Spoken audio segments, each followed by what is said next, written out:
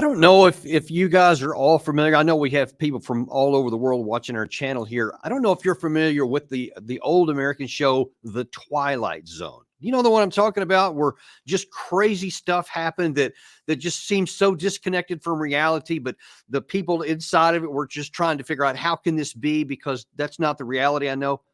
I feel like that I probably should have titled this episode that something like that, because we are in a place right now where it is hard to get my head around what's happening, the contrast between the ground truth reality that we live on here on this channel. We always talk about that everything pivots off of that. And what I see in Washington, in Brussels, and in other capitals around Europe, and in Ukraine, it's just hard to get my head around this. The situation on the ground right now in Ukraine is starting to crumble and to just really get into some dangerous territory to where the Ukrainian army may end up breaking. I don't even know if they're going to make it through the summer. Maybe they'll surprise us. Maybe they'll continue to stick on. We don't really know. But all the evidence is starting to pile up that Ukraine might not even make it through this year. Forget about whether they're going to try anything in 25 or 26. There was an article in Politico yesterday that talks about how the situation is starting to come across, and the whole front line is at risk of collapsing. And I'm going to talk about that in just a second. And folks, you're going to be so happy to hear that we have to try to untangle a lot of this crazy mess. Is Colonel Jacques Baud, who we have back again. He's turned into really quickly one of our favorites here because he has so much knowledge and such great analytical mind. And Colonel, welcome back to the show. Yeah, happy to be with you again. Thank you for having me back in your show. Thank you. And even before I get into some of the specifics about what's going on, am I the only one that feels like I'm in the Twilight Zone and trying to distinguish between the reality and the not reality? Well, the thing is that I have reported that since about 2 years. In fact, in my first book on the conflict, and my first book was published in March 22. That means just weeks after the start of the Russian military operation. And already all that was already known. So meaning that for me, it's no surprise at all. But what I'm surprised is that this didn't appear in the mainstream media and even in most alternative media, actually. But this was everything we will see today was already known years ago. I mean, there's nothing secret on that about that. And it's just incredible that everything basically was carefully planned, was known. We have mentioned last time the Rand Corporation report that already outlined the strategy to weaken Russia, and we also saw that all the different the main strings of the strategy was in fact applied, and what we have witnessed in the last 2 years were in fact the different aspects of this strategy that was outlined by the Rand Corporation. What we have seen also with the Rand Corporation is that they warned the West against using that strategy because it could weaken Ukraine and lead Ukraine into a very unfavorable situation. And now we are we're there. That's exactly what we've got. And just to bring everybody up to date, this is what Politico is reporting. I believe it was yesterday. Gary, if you could put that back up there with the call out. The Ukraine is at great risk of collapsing. And according to that article that was quoting some very knowledgeable on the ground sources, so always remember that in Ukraine, the authors write, and according to high-ranking Ukrainian military officers who served under General Valery Zaluzhny, there is a great risk at the front lines collapsing wherever Russian generals decide to focus their offensive. Moreover, thanks to a much greater weight in numbers and the glide bombs that have been smashing Ukrainian positions for weeks now, Russia will likely be able to, quote, penetrate the front line and to crash it in some parts.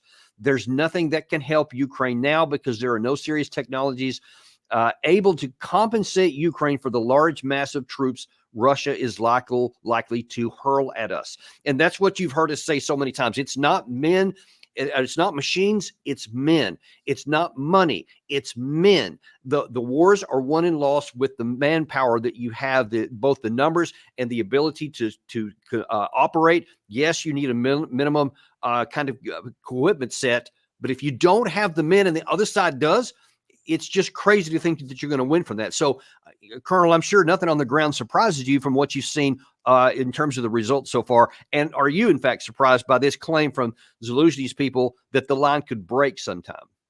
Well, the funny thing is that when I said that 2 years ago, everybody was saying that I was just saying what Putin was saying. And today we see that Ukrainian generals are saying exactly what they used to say 2 years ago. So everything was predictable, everything could be anticipated.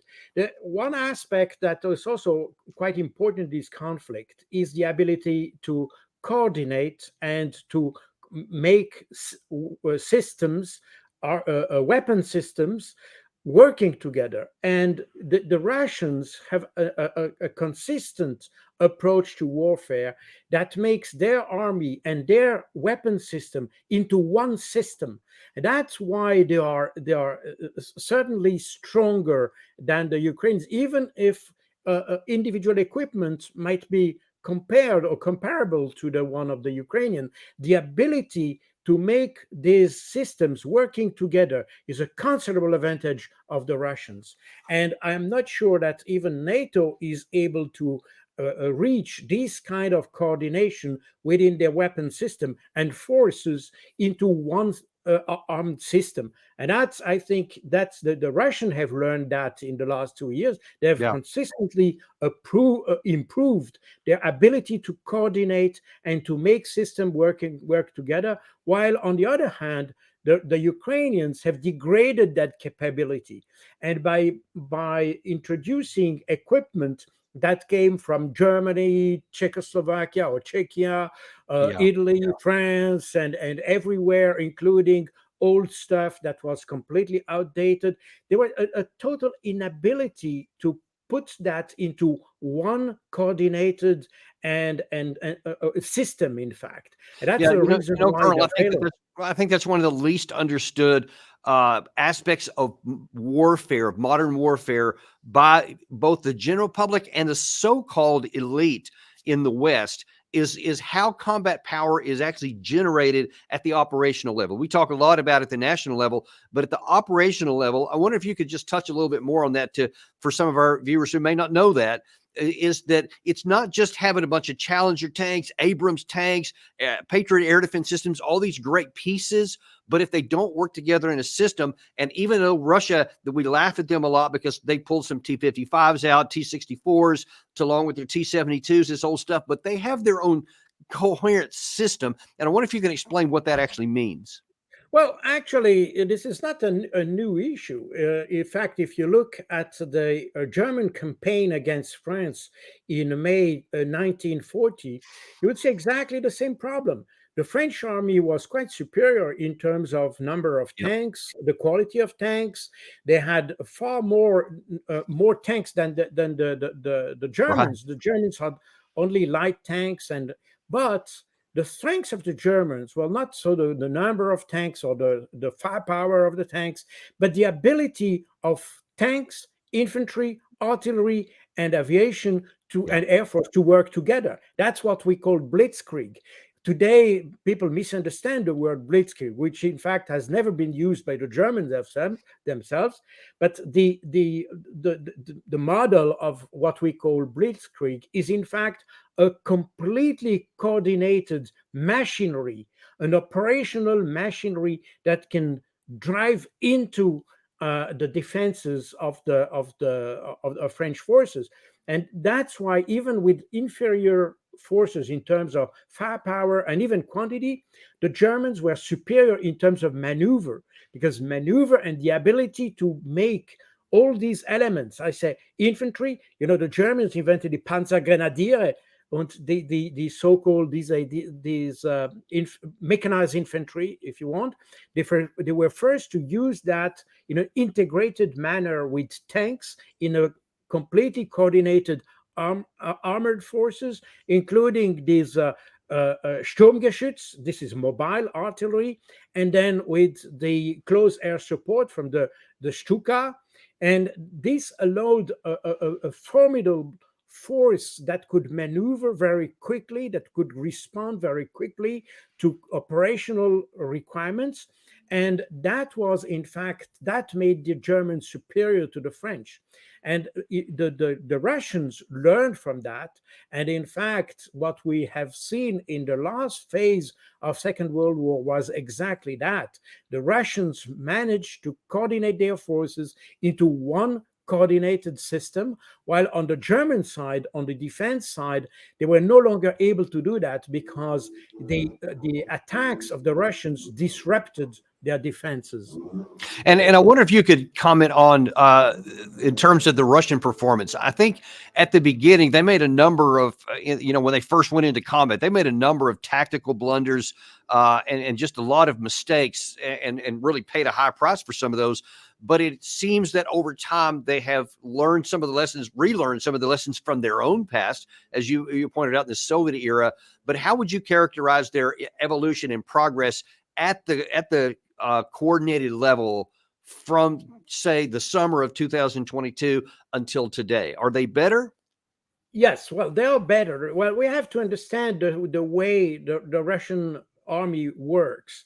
And in fact, the key aspect of the Russian army at the beginning of the special military operation was the battalion battle group, if you want. So this battalion task force, if you want. It's a small brigade that is designed to work almost autonomously. But when you work autonomously, that means that you need to have a stronger coordination effort, because the different component of your force can, as almost designed, they work autonomously. So that requires a lot of coordination. And probably at the very beginning, the Russians have underestimated the level of coordination they needed at operational strategic level, if you want. But at tactical level, it worked quite well. And in fact, if you look at the map, you could see that they managed to penetrate the Ukrainian defense and manage, in fact, to make their way up to Kiev, which was not the city of Kiev, because they never intended to take Kiev, but they wanted to create a threat to Kiev in order to pin down the Ukrainian reserves. The Russians work, and that was exactly the same thing during the Cold War. The Soviets had basically, in their offensive, they have one main effort and a secondary effort, or first axis of effort and a second axis of effort. In the main axis of effort, you have basically the bulk of your troops, of your units. And in that case, in the case of February 2022, the main effort was on the Donbass. And that's exactly what Vladimir Putin said. The purpose of this military operation was to disrupt or destroy even the threat against the population of Donbass. Therefore, this was the main axis of operation. The secondary axis of operation was the axis towards Kiev. The idea being that by creating a threat against Kiev, the Ukrainians could not move their reserves towards Donbass. They were pinned down in the area of Kiev, and therefore the troops in the Donbass area could reach their operational and tactical objectives. That was the idea, and this worked quite well, by the way, but at a quite high price, because there were some problems also in the logistics. The problem of the Russian logistics is that I know the expression in German, which is the Russian used the Brink principle. The Brink principle, that means that basically the tactical commander doesn't have to care for logistics. It just moves ahead. It concentrates on combat activities and combat planning. And logistics comes automatically behind him. So this is, then you have a logistical structure that calculates the needs based on statistics and all that, and provide the logistics automatically to the combat unit. So the combat unit doesn't need to request ammunition and all that. This comes automatically. And that created some problems because the Russians moved too fast, actually, and used not too much ammunition. And as a result, you had those huge columns of logistics that were just moving ahead, but they were basically useless. And fortunately, the Ukrainian aviation had been almost totally disabled at that time, and so they were not so. It was not so dramatic for the Russian logistics, but it could have been much worse. Right. And let me ask you this. I want to just touch on one more thing on the tactical level before we shift up to the political level, which is going to be some of the really important part of what we're going to talk about today. Right now, Russia is now, after more than 2 years, they seem to be poised and are maybe doing something similar that you described first, where they're having multiple axes of advance, but they've got one main effort. And so far, it seems like the Ukrainian side is not sure which is going to be the Russian main effort. There's some concern it's going to be in Kharkiv, but there's about 5 spots where they have low level of consistent, persistent offensive operations where they're creeping forward. Do you have any sense that that Ukraine is setting this? I'm sorry, that Russia is setting the stage again to make one of those operational a bigger push? And might that be what the Zelensky's people were concerned about, the line breaking? Yes, well, probably. We have to remember that I can show you this slide of General Surovikin. He used to be the commander of the forces, the Russian forces, from October 2022 up to May 2023. And that's how he described the strategy from October 2022. So he said, we have a different strategy. We do not strive for a high tempo of advance. We try to preserve each and every soldier, and methodically, we are grinding the advancing enemy. And I think it's important to understand, because that explains why the Russians do not make those huge operational movements that we have seen in the very first phase of the war. The main objective of the Russians since October 22 is just to destroy the Ukrainian potential army. Yeah. And that's exactly what the Western countries have not understood. So when we provide additional weapons, we push the Ukrainian to continue fighting against Russia. We are just pushing them into the grinding machine. We are just pushing them into a system that will just destroy them, because the strategy. So bottom line is, that's actually playing into the strength of the Russian side. Our actions are actually making it easier for the Russian side. Is that what I mean? That is exactly that. It's exactly that. We are the Russians never strive to take territory. They always strive to destroy. Again, we are back to the objectives that were stated by Vladimir Putin on the 24th of February 2022. They wanted to demilitarize and denazify. This is related to a potential, not to territory. It's very important to understand, but we don't want to understand. We don't, because we can't get ourselves out of our mind. We keep thinking big arrow stuff. I think I've mentioned in a tank battle of 7th Easting in Desert Storm. And it was, of course, this big arrow battle that moved across the desert, whatever. The 2003 attack of the U.S. into Iraq was another big arrow movement. And so that's like the right way to do it in the Western way of thinking. So since Russia's not doing that, they must be doing it wrong. I think that's the view in many of the West, and they're not aware that they're playing by a different set of rules than the Russia is, which is perversely undercutting the Ukraine side. Exactly. Okay. Well, unfortunately, that's not the end of the places. Things get crazy. So I told you at the outset, this was like the Twilight Zone. So everything you've just heard Colonel Boyd say there is talking about the reality on the ground. not theories, but just the reality. This is what's happening. It is what has happened, and we're in the process of happening. Now then we switch to the operational or strategic level. And let me show you, there was a meeting, and actually it may even still be going on today in Europe, of foreign ministers of the alliance. And Anthony Blinken made a comment to where here's the way he sees things.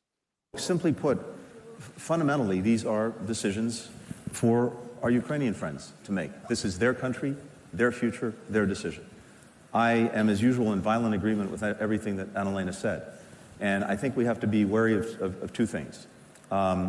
First, we have to be very wary of this somehow false equivalence, and never lose sight of the fact that there is an aggressor and there is a victim. And the world should not in any way expect of Ukraine things on parallel with what we need to expect of Russia. Now, I'm going to come back to that in a minute about him talking about there's an aggressor and a victim. Not quite the way it is. We talked about that on our last session together, and we got some more to come here in a minute. But you see, he's again trying to paint the situation in these big arching moral terms. Russia bad, Ukraine good, and we can't let Russia win because that would be bad. Not because we can't or the situation don't allow it, but we just shouldn't, so we're not going to. Then you had the German foreign minister throw her 2 cents in. I think we have to be aware of 3 points on the path if Russia doesn't take this decision. Russia, and we debated it within the last 2 days here also in Munich, is counting on that at some point we are too exhausted, and we as an international community, and would give in. And meaning that saying stop the fighting and stop the military support from other countries in the world. But what would that mean? Would that mean peace? No, because part of Ukraine, which is now still under the control of Russian, would remain under the control of Russian. And those who are saying, just stop the hostilities right now, and this is automatically peace, this peace would mean that we would give those people of Ukraine towards Russia. And this would also mean that this is the end of the international order and the end of international law. So the world will come to an end. If Russia wins, everything will cease to exist. I don't know how, but just trust me, it will. It will be bad. And look, she's just wrong. No one says that if the fighting stops, it's automatically peace. That's a straw man. No one's making that argument.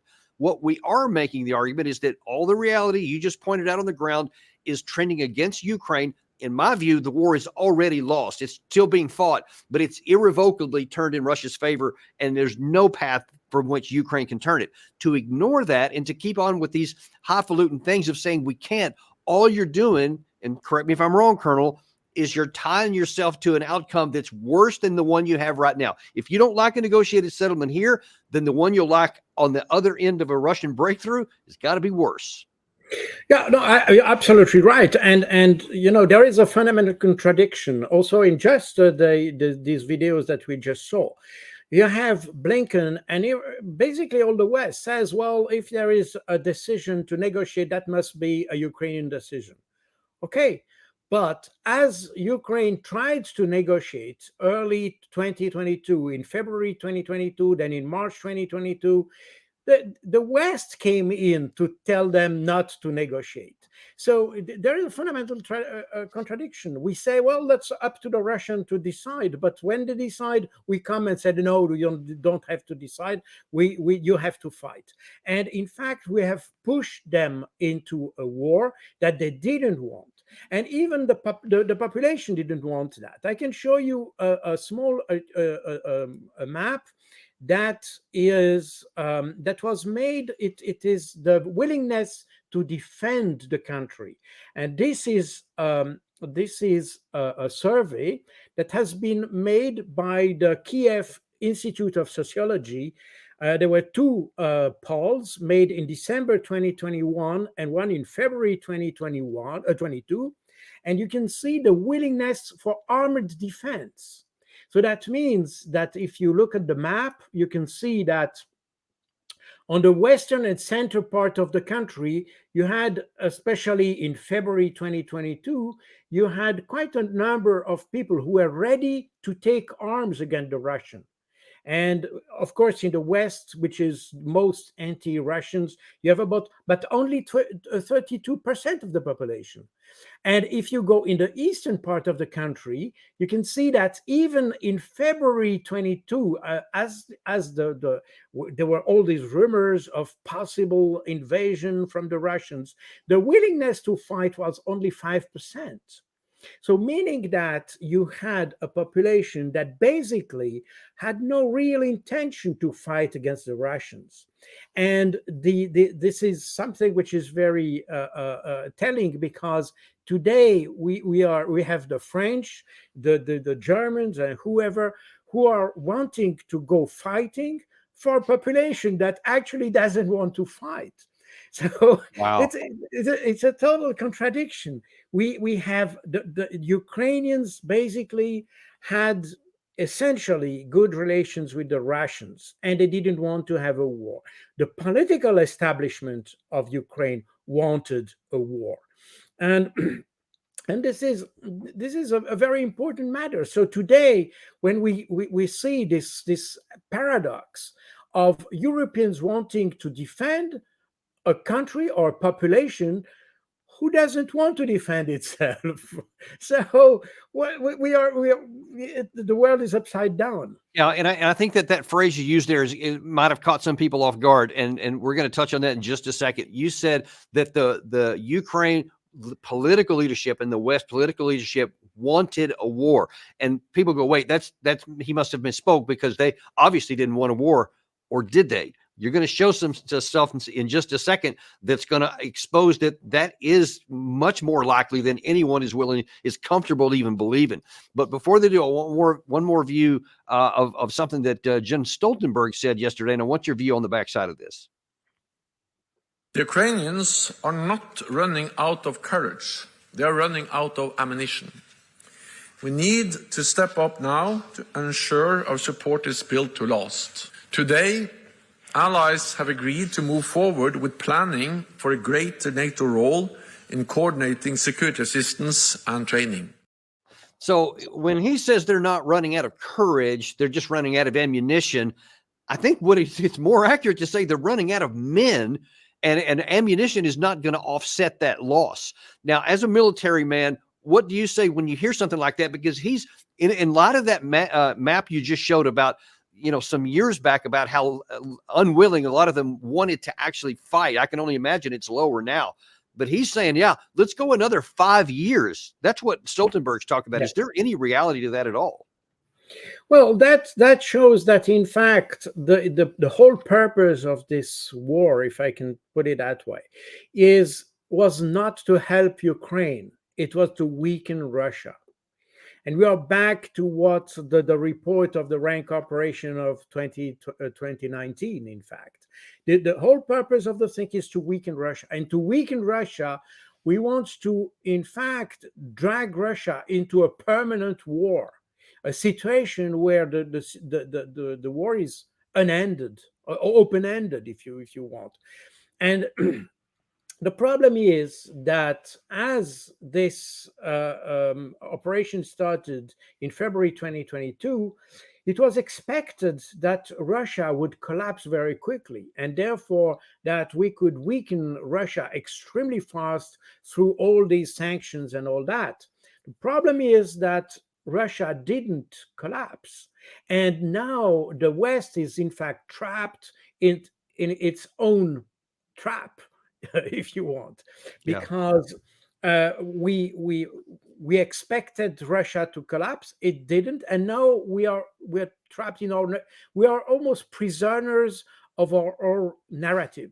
In fact, this is exactly that, because they can't back down. They've been talking that Putin is evil and all this, and he's coming west and all that kind of stuff. But if he's not coming west and he doesn't have any interest to do so, and he just wants to negotiate a settlement, then we come out looking kind of dumb.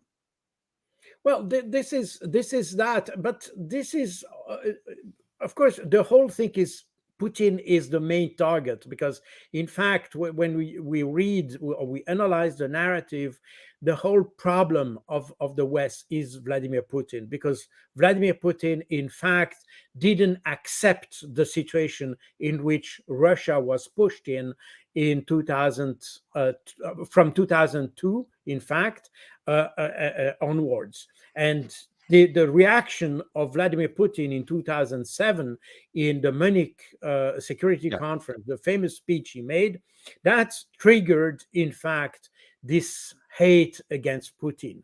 Because before that, even the West accepted positively Putin in reality. But from 2007, as Putin rebelled himself against the policy of the West, then he became unacceptable. And it's ironic that, I mean, you say he rebelled. He just basically, in my estimation, just said, "Hey, we're an independent actor here. We have a role as well." It's not like he repudiated anything. He was actually quite, I guess, polite in that company, but yet that is exactly how it was received, because no one wanted him to be independent. They wanted him to be compliant, and he wasn't willing to do. And I think you're right. I think that set the stage for a lot of this, because we've just changed our view and would not view him as an independent, equal actor. Exactly. I think you're absolutely right. In fact, he just wanted to have Russia in its rights, in its rights as a nation, in its right as a power. At the end of the day, even if it's no longer a big economic power, or at least at the time, it was still a superpower, because it has nuclear weapons. It is still a political power. By the way, we still see that even if the West tried to isolate Russia since about 2 years, this was this idea of isolating politically Russia. We see that the weight of Russia in the world is growing, in fact. And the political credit of Russia across the world, especially in the southern hemisphere, is enormous. So in fact, the West has isolated itself while maintaining the influence of Russia. And Russia, since 2 years, its economic situation has improved. Well, in fact, Russia has even more influence than it had 2 years ago, in reality. And I want to show you an interesting and almost depressing contradiction or contrast in the West. So I just showed you there foreign ministers, the Secretary of State, the General Secretary of NATO, the highest officials, in the alliance or so. And I'm going to show you two more in just a second of Anthony Blinken, because that's going to set the stage for the rest of the thing we're going to talk about, where you're going to really reveal some new information that I think most of our viewers don't even know. But part of my frustration is that a regular guy, Elon Musk, everybody knows who he is. He owns X. He's a businessman. He has all the car, stuff. Sometimes he's, says a lot of crazy things that get a lot of interest, in just the regular media. But why is it that this person is acting and sounding like a very well thought out, reasoned, thoughtful, experienced foreign policy and military expert? He wrote, I think it was just yesterday, it was on March 30th. He said it was a tragic waste of life for Ukraine to attack a large army that had defense in depth, minefields, and stronger artillery when Ukraine lacked armor or air superiority. Any fool could have predicted that. He was talking about the 2023 offensive by the Ukraine side. He said any fool could have predicted it. My recommendation a year ago was for Ukraine to entrench and apply all the resources to defense. Even then, it's tough to hold land that doesn't have strong natural barriers. There is no chance of Russia taking all of Ukraine, as the local resistance would be extreme in the West, but Russia certainly can gain more land than they have today. And then he writes, the longer the war goes, the more territory Russia will gain until they hit the Dnieper, which is going to be tough to overcome. However, if the war lasts that long, even Odessa might fall too. So that's what you have Elon Musk, a businessman, saying. And then tell me why the Secretary of State of the United States of America, the most powerful nation on the planet, says this. Ukraine will become a member of NATO. Our purpose at the summit is to help build a bridge to that membership. and to create a clear pathway for Ukraine moving forward. We will see, I think, in the summit, very strong support for Ukraine going forward in its relationship with NATO. So the very thing that spawned this war in the first place, especially the trigger, was that Ukraine was going to join NATO. Putin said, no, that's not going to happen. And that was one of the final triggers that led to it. And he has said from the beginning, or ever since then, that a neutral Ukraine is something he can negotiate with. But to say that means that there is no negotiation at all. Then he adds one more thing. The fight that Ukraine has on its hands is not only Ukraine's fight, it's everyone's fight. Because the aggression being committed by Russia is not only an aggression against Ukraine and its people, it's an aggression against the very principles that lie at the heart of the international system. If Russia were somehow to succeed in Ukraine, if we did not continue to stand with Ukraine, the message to would-be aggressors everywhere is it's open season. You can get away with it too. So you see that come over and over. We talked about this a little bit last time, this unprovoked aspect of this, that it's the aggressor, and it's aggressors all over the place, and we have to take a stand here because otherwise they're going to keep coming after us. That's what he said. But the question is, was this really an unprovoked an aggression by Russia? Did they really start this war for no good reason? I mean, I think you have a different view on that. Well, absolutely, and we probably have this interview of Alexei Arestovich before. But I think one thing must be said about what Antony Blinken just said about the principles. There's a fundamental principle that was agreed upon by all the members of the OSCE, which is the principle of indivisibility of security.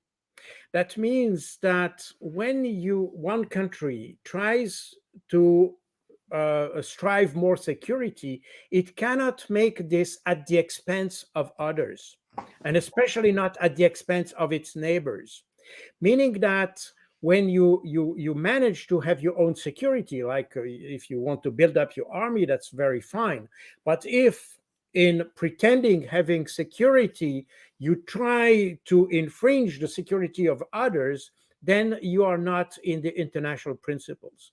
And that's exactly the problem of Ukraine and NATO. And that's how Russia perceived the problem, because having Ukraine in NATO as such is not really a problem.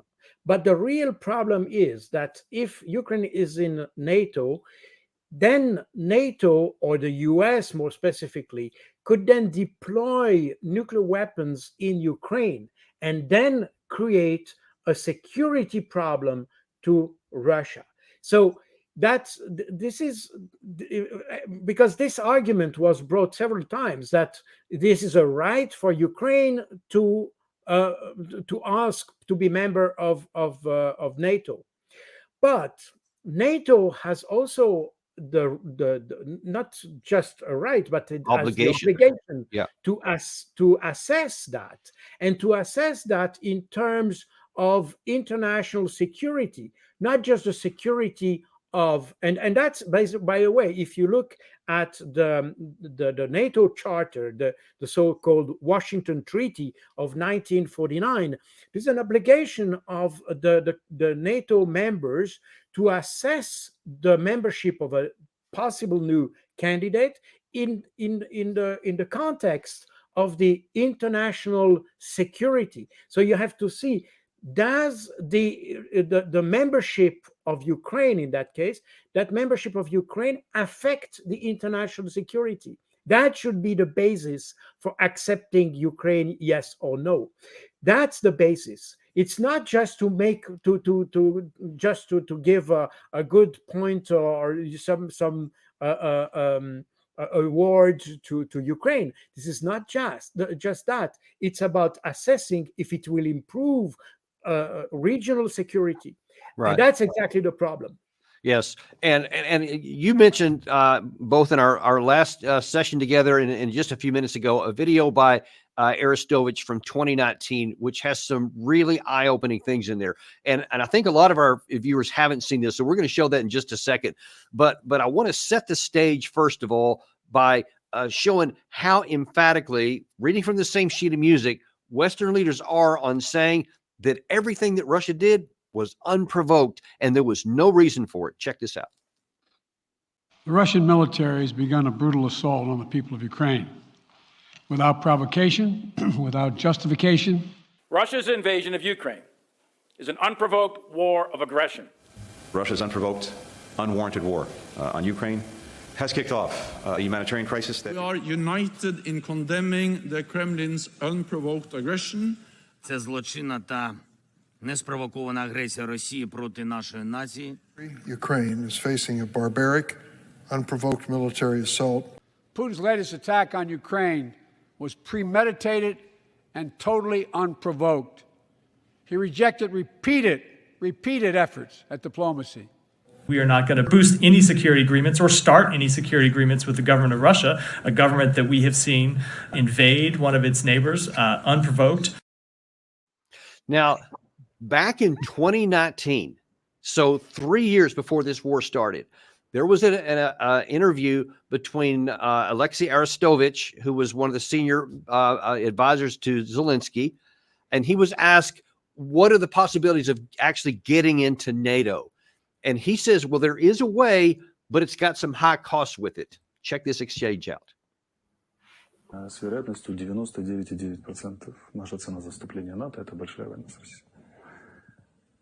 А если мы не вступим в НАТО, это поглощение России в течение 10-12 лет. Вот и вся вилка, в которой мы находимся. А теперь давайте выбирайте Зеленского. Подождите, теперь если поставить чашу на весу, а что лучше в таком случае? Конечно, крупная война с Россией и переход в НАТО по результатам победы над Россией.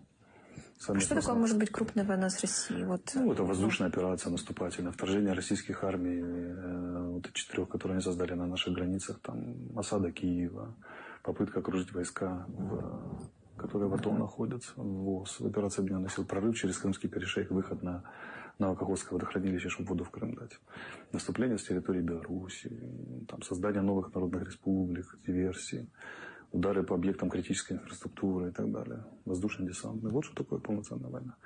И вероятность ее 99%. Когда? После 21-22 самые критические, 20-22 самые критические.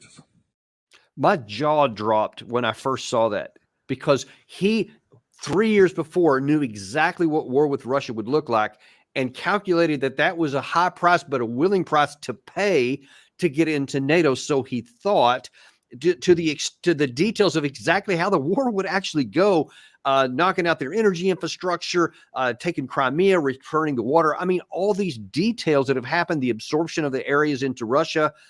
What do you make of this? Because this just seems extraordinary to me. Well, you have to also to remember that this interview was made almost at the same time the Rand Corporation report was published. So meaning that there was definitely an idea to create a war with Russia. And why that? The thing is that you know that most East European countries have joined NATO because they considered NATO as kind of a life insurance, if you want. Now, you know, an insurance works in the way that if you have 100% risk, no insurance will work with you. No way you can get a contract for 100% risk. And the problem was that after 2014, this idea that Ukraine was at war with Russia became the problem for joining NATO, because NATO countries said, well, we cannot accept a country which is already at war with Russia, because then the chances that we have to enter with Article 5 into war with Russia is enormous. So the idea that emerged was Ukraine should enter war with Russia, defeat Russia. Russia would be just collapsed, and then, as Russia is no longer a threat, then you can join NATO. In fact, that's more or less the strategy, and that's exactly what they had in mind. The thing is that if the whole interview of Alexei Arestovich is about 15 minutes or so, And in that interview, he explains before and after, just the small excerpt you provided, he explains the way this war should be waged against Russia. And he explains the role of the sanctions. And again, we shouldn't underestimate the role of the sanction in this strategy, which was also outlined in the Rand Corporation report. The idea was that Russia was assessed as having a very weak economy, and therefore just a few sanctions would just help Russia just simply collapse.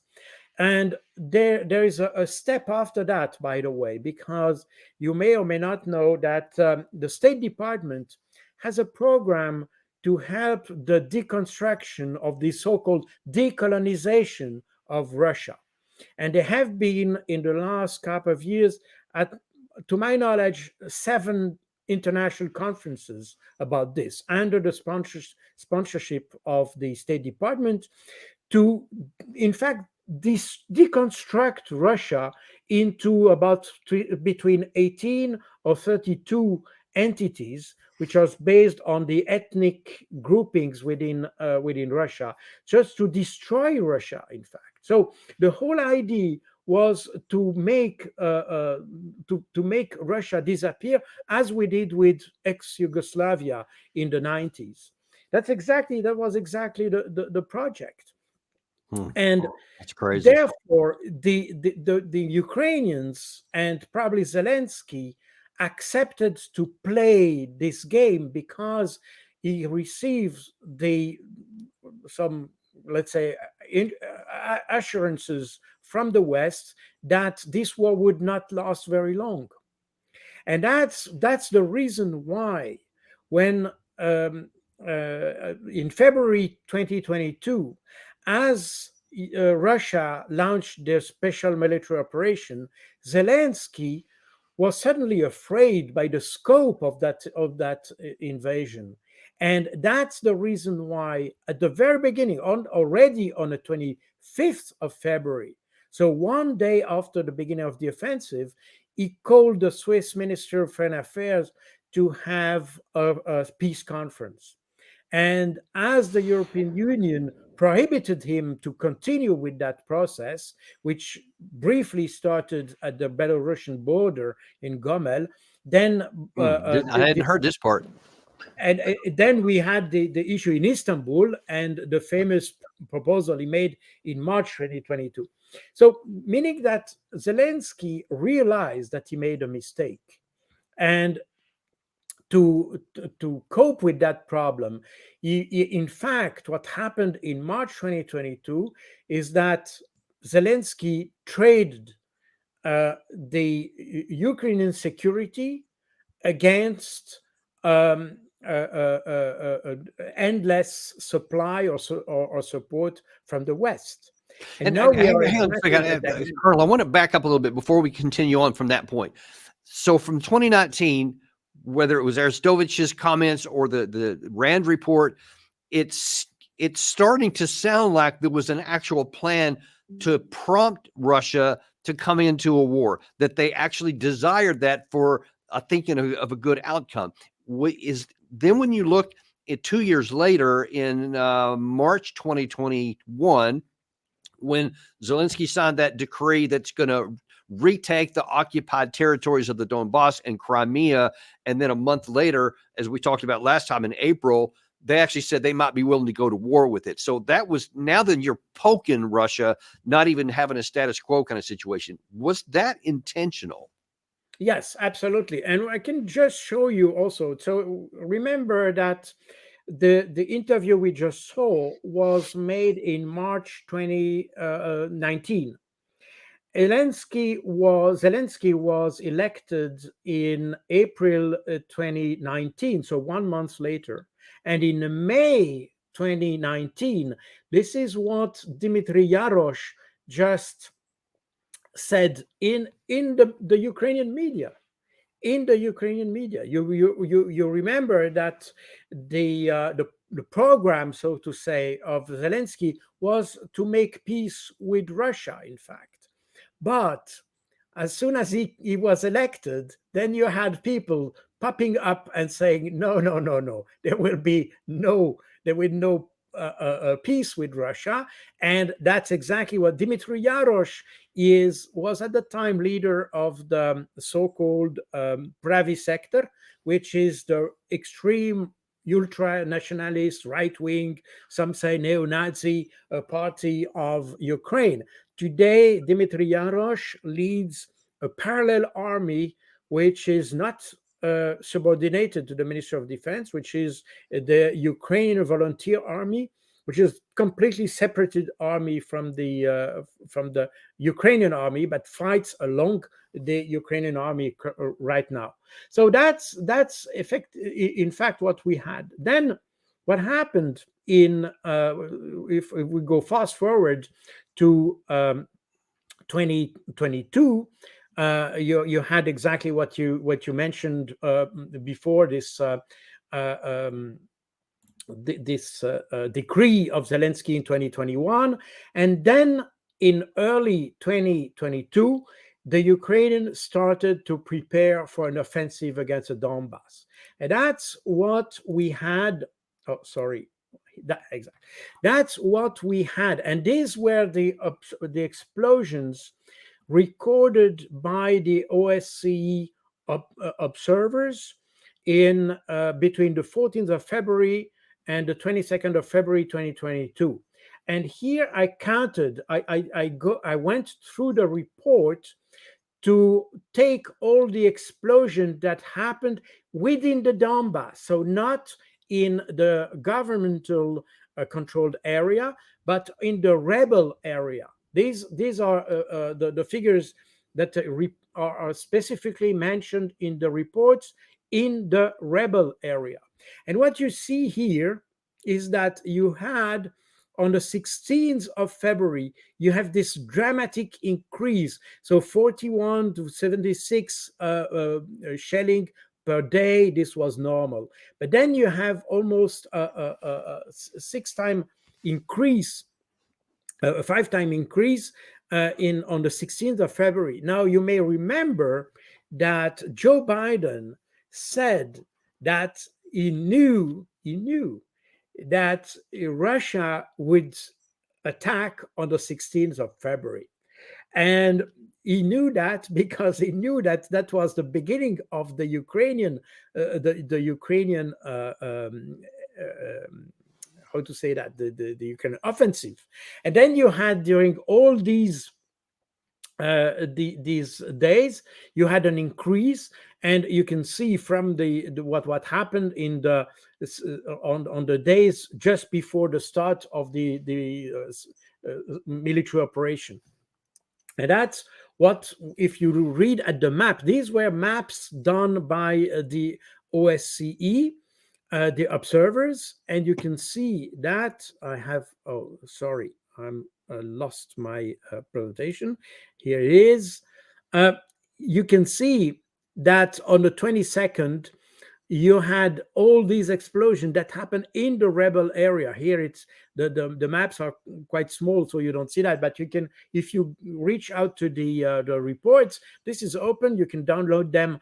They are open. So this is what happened on those days, and we can see that it was definitely the start of an offensive. And that's so here's the question: was that because this, as you said, this is the time Biden said that he thinks Russia is poised to attack? Is this potentially a spoiling attack on the Ukrainian side to try and mess up any kind of an offensive they have, or if not, what was the purpose of this? What did they want to accomplish militarily? Well, I think they wanted to, in fact, what we saw in that period was exactly a kind of a replica of what happened in Georgia in 2008.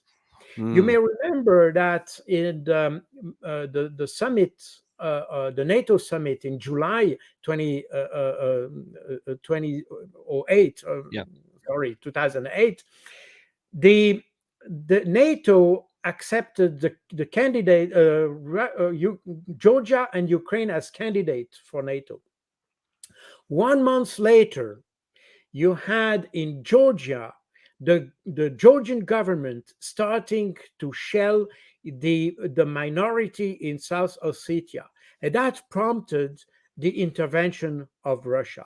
And in what I think is that we have here a duplication of what happened in Georgia, but in Ukraine, this is exactly the same pattern.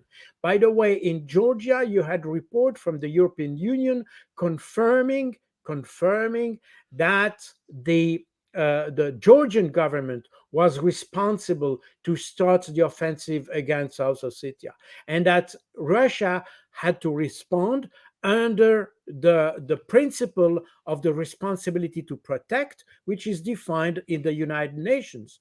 And you had exactly the same pattern applying to Ukraine in February 2022.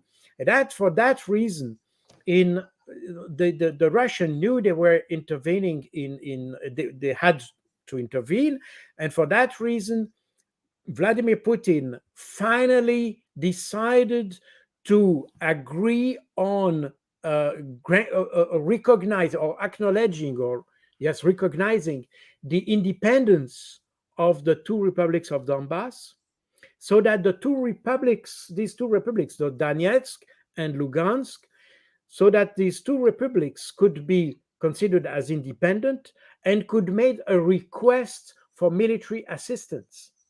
And that's exactly what happened. That was the purpose. So on the 21st of February, the two republics their independence were recognized by Russia. On the 22nd, on the 21st, sorry, the two republics could elaborate with their own parliaments a request for military assistance. And then on the 22nd, this was ratified. And then on the 24th, Russia could intervene in Ukraine.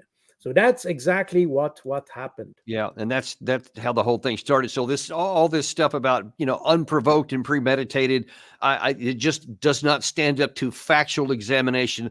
Physically, what happened on the ground at any point, and that just shows the Twilight Zone nature of what we keep saying over and over. And it's embarrassing on one hand, but it's dangerous on another, because if you're basing your actions on a reality that doesn't even exist, in exclusion of the one that does exist, you have the problem, an issue for real problems coming up. And in the last few minutes we have here, Gary, if you could throw that last one up there from earlier today, the unheard headline. This was from Edward Ludwak, and I think it was just earlier today. And he is basically saying, you know what? It's time to send NATO troops into Ukraine. And he goes into there and ironically and talks a lot about the risks of nuclear war, but somehow thinks that that's actually a lower risk than some other things. And we've had Ben Hodges, we've shown him on here saying other things, that there's zero chance that Russia would ever resort to nuclear weapons. When you hear that kind of talk based on all of the things in the road that got us up to this point, where do you think this is going? Well, the thing is that I think the Russians are, I think, wiser than the Western or so-called Western elites.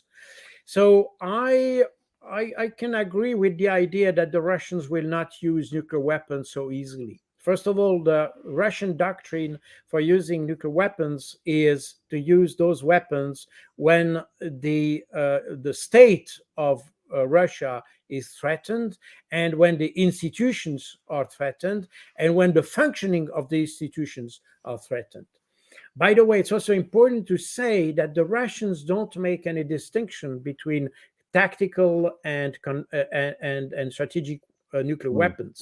They consider that nuclear weapons are just nuclear weapons because regardless of their size or their yield, they will trigger a nuclear response, and therefore it is no point to make a distinction between conventional and operational and so on. So meaning that the Russians have developed other type of weapons, including hypersonic missiles and everything we see now operating in against Ukraine.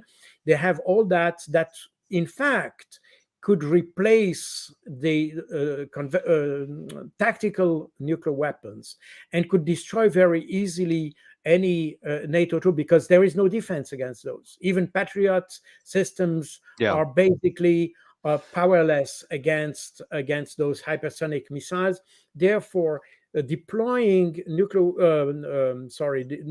forces, or let's say not necessarily NATO forces, because if individual nations, let's say France, for instance, would deploy forces in Ukraine, this is not yet NATO as such. It's still a bilateral agreement. It's based on the bilateral agreement that was recently signed between France and Ukraine. The same applies to Poland or to these other. They have bilateral agreements, and so it's not yet NATO as such. Even if it isn't, but it's just maddening to me, because there is no path to military victory for Ukraine.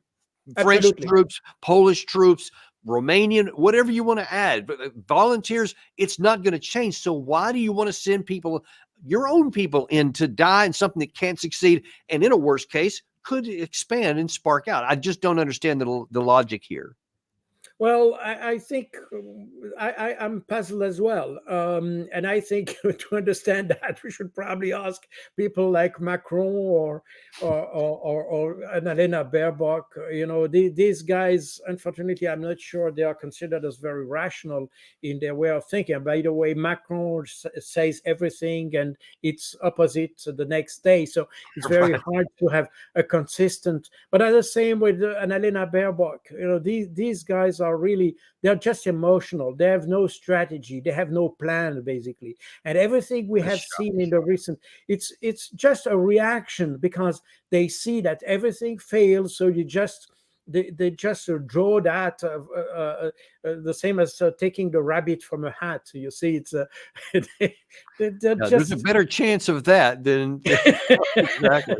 Well, listen, Colonel, we are so grateful to have you come on. As every time you've been on here, you've just brought power-packed stuff in here that a lot of people never even knew. So we're very grateful for you coming on. And man, as this thing continues to unfold, we're definitely going to seek your advice and knowledge again. So thank you for coming on here. My pleasure.